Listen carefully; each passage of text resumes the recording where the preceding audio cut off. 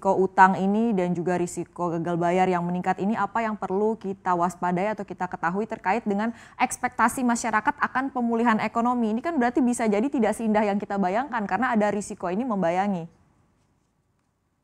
Iya, jadi, ada di Bank Indonesia tuh istilahnya macro prudential monitoring, macro prudential policy ya. Jadi di dalam macro prudential policy itu selalu diawasi juga terkait dengan hutang rumah tangga dan hutang korporasi. Jadi memang ada tren tentu peningkatan karena adanya pandemi ini. Jadi, itu perlu betul, itu tetap perlu kita waspadai ya, meningkatnya hutang rumah tangga dan hutang korporasi selain daripada hutang pemerintah ya. Hutang swasta kita secara level sekarang lebih tinggi dibandingkan dengan hutang pemerintah. Nah, makanya tadi ada kewajiban hedging untuk di utang luar negeri.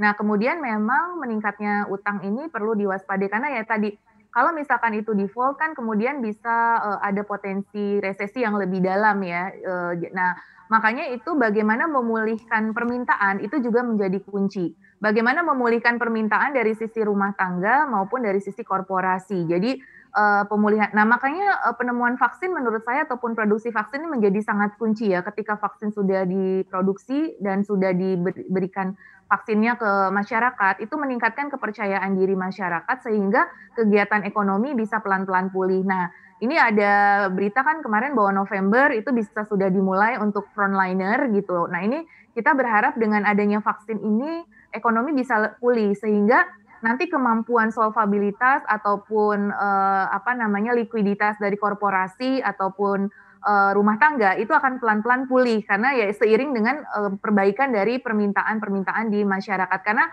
sign of recovery itu sudah muncul ya di retail sales, tourism, dan transportation. Jadi karena kan gini, kita sudah belajar dari pengalaman, PSBB yang pertama dulu ya, itu bahwa bagaimana melakukan adjustment dan sebagainya. Itu kita sekarang jadi lebih, tahu apa yang harus kita lakukan. Walaupun memang secara total kasus kan kita memang masih pada tren yang meningkat, tetapi kita sudah lebih bisa menangani, kasusnya dalam arti, bagaimana penanganan pasiennya, kemudian juga bagaimana kita melakukan protokol dalam kegiatan ekonomi.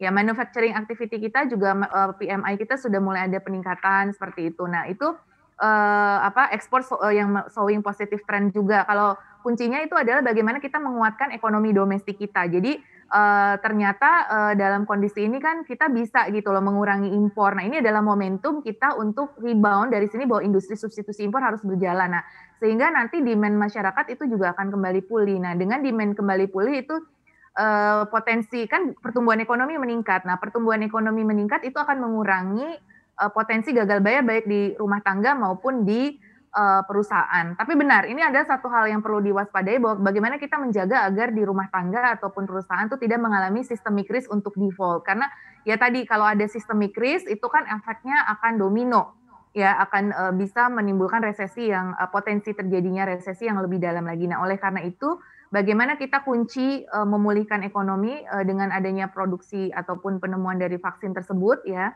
Kemudian juga yang kedua bagaimana kita shifting, mampu melakukan shifting, ketika ekonomi kita bisa shifting, kita adjust ya, dengan adaptasi kebiasaan baru, ya itu, saya berharap bahwa demand ini juga bisa meningkat dan kemudian dengan bantuan dari berbagai macam skema-skema yang sudah pemulihan ekonomi nasional yang pemerintah sudah lakukan, sudah on the track ya, bagaimana optimalisasi dari dana pen sendiri, kemudian juga dari sisi monetary policy kan bunga sudah turun ya. Nah penurunan suku bunga ini dan kemarin sudah ada laporan survei perbankan, kredit kita juga sudah mulai tumbuh. Ya bagaimana kita juga menguatkan UMKM dari jaring pengaman perekonomian.